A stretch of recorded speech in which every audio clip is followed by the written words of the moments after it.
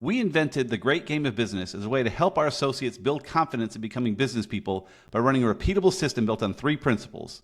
Number one, every employee should be given the measures of business success and taught to understand them, know and teach the rules. Number two, every employee should be expected and enabled to act on his or her knowledge to improve performance, follow the action, and keep score. And number three, every employee should have a direct stake in the company's success and risk of failure, provide a stake in the outcome. So that was a little bit from Jack Stack's classic book, The Great Game of Business, and here to discuss it with me today is Marie Davis. So Marie, welcome. Thank you. Welcome. Happy to be here. Yeah, so glad to have you. So yeah, as with most of our guests, you picked this book. This is the one you wanted to discuss. So what brought this to mind? This is a classic book I think many people have read, but why did you want to talk about it today? Well, as director for the Georgia Center for Employee Ownership, we know and love the great game of business. And I will tell you that it's implemented by businesses all across the world, really, but employee owned businesses especially love this book, love Jack Stack, because he himself started an employee owned business. And it's really a great story about why that came about. And from that sprung the game of the great game of business. Yep, well said. So why don't we unpack that story a little bit? So why did he go ahead and do this all those years ago? Jack Stack was a mid-level executive with International Harvester, and probably most of us don't even remember that name. And he was in Chicago, Illinois. Well, at one time, International Harvester had over 100,000 employees, and they started going Wow. bankrupt. And nobody really realized what was going on. But Jack Stack's authority figure said, "Hey, I want you to go and save this last little bastion of a company, a part of International Harvester in Springfield, Missouri." And he was in Chicago, and I'm sure he thought, "What the heck is a Springfield, Missouri?" But he picked up stakes and went. And at some point, they realized that International Harbor, everybody was going to lose their job. So Jack decided, I'm not going to let these 150 people or whatever it was lose their jobs. So he came up with a plan to raise the money, find a mortgage company who would sponsor it, and the employees bought the business. And of course, many years later, it turned into a very large corporation, which is now over 2,000 employees. But they built this great game of business because one of the reasons that International Harvester failed and people kept leaving right and left was none of the people who worked there knew anything about what was going on in International Harvester. So the great game of business is about teaching the employees not only about business, but what's going on in your business and helping you build the company, helping you Yep. build the business. Gotcha. Well said. And like you said at the top there too, they were surprised when this happened because they had no knowledge from above what the state of International Harvester was. They assumed things were going good because the bosses above only wanted to share good news, which is easy to do as a boss. You want to only share good news, but it's important if there's bad news, you share that as well so people can make appropriate reactions to it. And I think that was not a big reason they failed. That was part of the reason, but it just caught them by surprise because they were unaware of it. Yeah, the other thing with this book I thought was interesting is the great game of business is a whole pretty complex game of things put together, and each one seems interesting on its own, but the way he weaves this matters because it affects that piece, and that piece affects this piece, and just in this full cohesive game, as it were, this whole system is fantastic. So I think maybe let's take a few minutes and kind of walk back through those three pieces I mentioned at the top there. So the first one was every employee should be given the measures of business success and taught to understand them. They should know and teach the rules. So what is he talking about with that part? Well, first of all, the company is 100% employee owned, and they fully believe that they live that employee ownership model. So every employee, when they come to work at SRC, they spend a week or so in business school. They don't go on the floor. They're a manufacturer. They remanufacture machine parts. Everybody has to go through business school, and they are taught to read an income statement, an expense statement, and all about the company that they work for, which now is huge and has many, many companies underneath that holding company of SRC Holdings. But they really live what they say and say, we want you to have a stake. And there's one really great story from that is when they started doing this, Mr. Stack was walking through the manufacturing floor, And he was talking about involving employees, and someone that was walking with him said, well, that man over there, whose job was to just stand there all day and repeatedly punch a hole, just holes in little pieces of machinery, that's all he did. She said, you need to talk to him. And Mr. Stack is, why? Well, that man right there is a real estate guru. He is a multimillionaire in the real estate business, yet he's standing there for very low wage, punching holes in a piece of machinery. And his point with that was, look, if we don't talk to our employees and involve them, we're missing out on that talent. So of course he grabs this guy and takes him and involves him in the running of the business in other areas where he is certainly better served than punching a hole in a piece of metal every day. Yep. Yeah, well said. I'm curious, do you guys practice the Great Game of Business at your organization? Do you guys run this? Well, I like to believe I practice it every time I can, but we're nonprofits and very small. So, for instance, the Georgia Center is just me. Okay, There are gotcha. 24 state centers, but I talk about it everywhere I go because I'm not typically asked to speak about employee ownership. I'm asked to speak about culture. Mm-hmm. Or how do you retain and keep employees? And this is a classic example of how to do that. Yeah, I would think employee ownership plays right into culture and keeping employees as well. It gets It them absolutely does. skin in the game. And Gotcha. they do. So cool. So number 2 from the top there was, quote, every employee should be expected and enabled to act on his or her knowledge to improve performance, to follow the action and keep score. Oh, and they practice that. So one of the examples in the book, and please read this book, and by the way, it's been updated many, many times. Oh, yeah. And thank you to one of the Great Game of Business authors, Rich Armstrong, who's on the Missouri board, and Steve Baker, another one of the authors of the Great Game of Business, who is on many of our boards. I believe he's on our national board as well. But so, as I said, they teach the people about the business. But not only that, they have them hold one of the business sessions, like consistency every Friday at 8 o'clock or whatever it is. They have a business meeting, and everybody in the company has a chance to stand up and explain what's going on the income sheet and the expense sheet. Yep. So they have to know how to talk about the business. Yep. And I think the keep score is interesting too, where everyone has a number they're trying to hit, which could be a simple number. I'm not sure. You may be able to explain this better. I think for the gentleman that's punching holes is one of the numbers maybe, but it's also how does that matter in terms of what is the cost of material coming in, the value going out, and you may punch 1,000,000 holes, but if you're losing a penny per punch, like what are you doing here? It's helping people see the bigger picture there too, and having their individual scorecards helps with that. It is, and one of the things they do is cross-train people.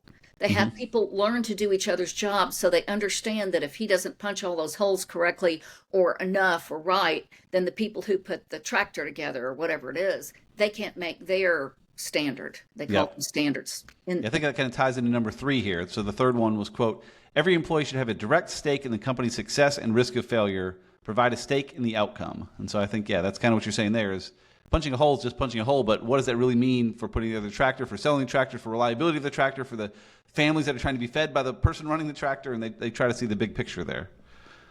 Yeah, and so one of the goals that Jack Stack had for every employee was to be able to own a house. Yeah, that was... And that was big. And back in 2012, there was enough money in every employee's account, $400,000. And in Springfield, that goes a whole lot further. And I'm sure back in 2012, way further than it would now. But of course, it's grown from there. But he had a goal, and he taught the employees what their goal was. I want you all to own a house. I want you to be comfortable. And this is why we're working so hard now. And also, people don't typically realize where the profits in a company go. Mm-hmm. They have no idea that 40% of the profits go to income tax, which an employee-owned business, in corporate tax, which an employee-owned company doesn't have to pay federal tax. But they might not know. They think, oh, wow, we're making so much money. Look at all these tractors we sold or whatever it was. Yep. When in reality, the margin may be like a grocery store, 1% to 3%. And so the more people know about why they don't throw the screws in the trash, why they turn the light off when they go out the door, why they don't throw out paper clips, they're going to do it. Yeah. Well, because they have a direct stake in that. They They have, reap some of that money from it, from saving they those screws and paper do, clips. and they know why. And everybody has a chance to teach something to everyone along the way. They get a chance to say, well, this is why, this is what a screw costs us over so many years, and this is why I clean them up and reuse them, or whatever it is. Yep. No, for And they sure. know that a company of owners outperforms a company of employees any day of the week. Yep. Yeah, because they just have a different interest in it. Yeah, making They people do. feel like an owner is, yeah. That says getting people to think and act like owners goes far beyond giving them equity. So giving them equity helps them get there, but then he does so much more to help them actually feel like owners, and again, really care about not throwing the screws in the trash. And yeah, it makes a big difference with all the different pieces he puts in place. He said in another place, he said, quote, ownership is not a set of legal rights, it's a state of mind. You can't give people that state of mind in one fell swoop. You can only nurture it through a process of education. And so, Absolutely. And that's what they do. And they give them incentives and frequent bonuses and make a big deal out of it. And there is another great story in that book about the year, and this was many, many, many years ago, certainly not now, where they all voted. And of course, they're all owners, so they get to vote on certain things. Some mhm, companies only let the board do it, but not Jack Stack. yep, So they all voted not to take a Christmas bonus. And you can imagine if you're expecting to be able to buy little Johnny the newest bicycle or whatever, but you know that if you don't take that Christmas bonus, the company's going to do better the next year. That is a perfect example of why the people who work at SRC Holdings understand that if they give up their Christmas bonus right now, and again, this was many years ago, how it affects the bottom line. yep. And that's really what it's about, is it's not just working for a company that's great, it's understanding how to make the company greater. Yeah, which again serves them too, because a lot of companies will say, "Hey, we're going to give up Christmas bonuses to help the bottom line." But they'll say, "What does that matter to me?" Like, but in this case, they get the bottom line affects them. They know their bonuses next year will likely be bigger if they can keep the company healthier, and so it gives them incentive there. Whereas, yeah, I think I see a lot of people complain on places like Reddit where the company does so great, but we didn't get bonuses, and like, where's the money going? And in Mm-hmm. this case, because the books are open, they can see what's happening, and it makes a difference. Like in our company, we don't follow a great game of business exactly, but we do follow some of the metrics of it. And one is semi-open books where people can, all of our team can see revenue and profits and all that stuff, and they get profit sharing based off that. And so they know, like, hey, we had a tough quarter, so there's no profit sharing, and they're bummed, but they also realize that's keeping the company healthier, so we'll have our jobs longer and we can profit more next year. And versus just saying, hey, no bonus this quarter, sorry, see you later. It's hiding the data really makes that worse and makes people wonder what's really going on behind the scenes. And he does a great job of keeping it open. And there's a lot of discussion too. And by the way, I would recommend that you hear Jack Stack read The Great Game of Business, not just read the book. Okay, I Because just did the Kindle one. That's good to know. Okay. it's just, I saw him in person and I was like a, fangirl. I couldn't help it because I know what he's done for those people that work for him. Yep. But he gives, a lot of stories in the book that just don't have the same zing unless you're hearing him do it. Gotcha. So I did have the opportunity to hear him in person, and let me tell you, that's a treat. I bet. That's fantastic.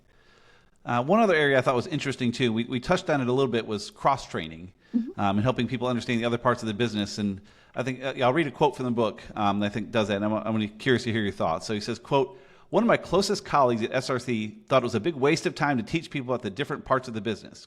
Why should a manufacturing guy like me care what the marketing people are doing? All I care is they do their job right. If I do my job right and marketing does its job right and all the other people do their jobs right, we'll have a successful business. I don't have to know how the marketers go about promoting sales. What matters is quality. You get quality by making sure people pay attention to details, not by telling them how the company works. This argument sounds logical enough, but it's wrong, per Jack Stack. So why is that wrong? Why is it wrong to say, I do my job, you do your job, and let's just keep a wall between us? What's the problem with that? Well, I think the whole point of this is to teach everyone to be an owner. And if you own a business or you run a business, you should know what everyone does. It's like Waffle House makes every executive learn how to cook everything on that menu. It's Mm-hmm. logical. And he also gives an example of, if the quarterback, let's just say you have a small football team, which of course doesn't happen anymore, but let's just say the quarterback can't play and there's no backup. If the tight end knows how to be a quarterback and can step in, you got a successful team. Mm-hmm. And again, it goes back to teaching that ownership mentality. whoever's running a business should know how much those screws, those nuts and bolts affect the bottom line. And if you put people in an opportunity to learn that, the people on the line at his company understand that when they see something that needs to be put on Facebook or wherever, they're going to go tell the marketing people. Yeah. Because they want to see their company. They want to brag. He tells the story of a little boy that's out with his dad somewhere and a truck goes by that they built. It's got the name of the company on there that they did the parts for it. And the little boy looks at his friend and says, "My dad built that truck."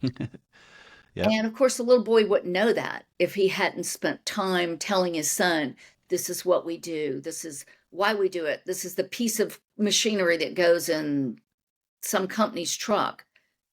It's just promotion, really, and pride Yep. and ownership. Yeah, I think that's a big piece of it. The other part I like with that too is understanding where little mistakes can add up down the line. If you're punching holes, you think every now and then I miss a hole. It's okay. It's close enough.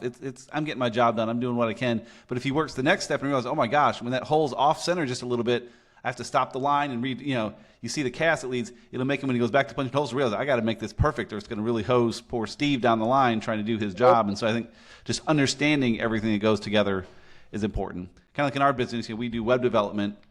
Our developer, doesn't know, storytelling and messaging and stuff. That's not her job, but she does because she knows it matters. If she's building out a site, it should be done perfect, but she can still have the perception and say, you know what, I don't think that's quite right at this point, because it doesn't flow correctly. It's not her job. Her job is just to build it out. But if she has that knowledge of the other roles, it can help make, everyone have another set of eyes on things. It can make it better, similar to assembling, carburetors and, whatever they do at SRC there.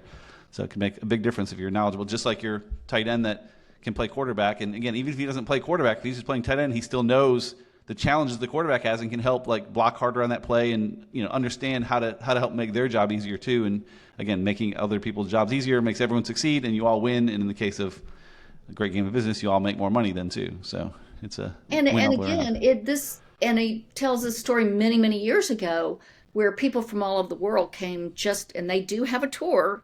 If you can go see SRC Holdings in Springfield, Missouri, you can take the tour. But he tells a story of how impressive it was that all these other countries would send delegates over here to learn the great game of business. So it really would, as you said, and it sounds like you practice it more than you think you do. It could be, yeah. But he has coaches who teach this, who will come in and help a company play the game. Mm-hmm. Yep, getting set up properly is the right way to go. And they don't have to do the open book management. He addresses that quite a bit. And by the way, they don't tell people their salaries. They don't tell other people's salaries. They talk about, here's what all the salary cost is and the add-ons and everything, the taxes we pay. But they don't discuss individual people's salaries. So that's one myth of open book management. Like, all the dirty little secrets. Well, maybe there wouldn't be any dirty little secrets if everybody knew what was going on. And so there are companies that do that. They disclose everything, but generally speaking, you don't have to. You can be open. Speaking, you do not, and they do. Perhaps not the salaries. Maybe they do now, but anyway, when the book was written, they did not. Everything but salaries. Yeah, like in our case, we're open book, but we generally just say, hey, here was our total revenue, here's the profit, here's the expenses. Let's work together to, make this better so they can see what's going on. But yeah, I could see a case for breaking it down a step further, saying, all right, here's the cost that went to employees just as a lump sum. Here's the cost that went to software. And, I could see some value there, but it gets tricky to figure out how much is just too much information that's just wasting time versus getting the numbers that matter. And I think he's good about that too, where he talks about, setting those goals and the numbers, not getting into the weeds, but just hitting the main metrics that matter and getting it done. And explaining to people that the 10 cents that of course this was a long time ago, but 10 cents that they save, that equates to $1 in stock. And they had a 348,000% growth in their stock price. It went I remember seeing that, yeah. It went to $348 and just boom. Yep. And it was because people understood how that 10 cents could translate into money in their pocket, which Yep. at Great Game at SRC Holdings goes right into their retirement plan. Yep. For sure. Yeah. Makes them a lot of money. Now they all have the money for houses, and yeah, he's done a great thing there for sure. So yeah, so it's a fantastic book. Yeah, as Marie said, we certainly recommend you read it. Any closing thoughts? Any other anecdotes from the book you wanted to share before we wrap up here? Oh wow, I have just got pages here. I bet. So hard to you know, I guess I would say read his other books. He's written Change the Game in 2020, and there's updates to this, and he's written A Stake in the Game, Building a Culture of Ownership for the Long-Term Success of Your Business. I know we're talking about the great game of business, but people, you might not find it if you just you'll have to pull his name up on Amazon. I just tried it, so I know. But and check out his YouTube from many, many, many, many years ago. I'm going to say it was the late 70s. On YouTube, he's on NBC Nightline or something. And they had this tiny little company from Springfield, Missouri come on because they're successful not because of the pieces of machinery they redo, but of the culture of their business and how they brought that stock price up 348,000 times. It's amazing. Right. So Awesome. do look up at the YouTube and just Google Jack Stack and you'll find him. Awesome. Yeah, we'll check it out. Well, cool. Marie, this has been fantastic. I appreciate your insights on this. How can people find you if they want to connect with you and learn more? Well, on LinkedIn, I'm Marie B. Davis, or you can look for Georgia Center for Employee Ownership. And our website is gac.org. And Cool. love Awesome. to talk with you. If you click for more information, you won't get anybody but me. And I'd love to talk with you about your business or about connecting you with a great game of business. Awesome. That's fantastic. We'll put those links in the show notes so y'all can find them there. So, Marie, this has been great. Thank you so much. I appreciate your time. Thank you, Mickey. Thank you.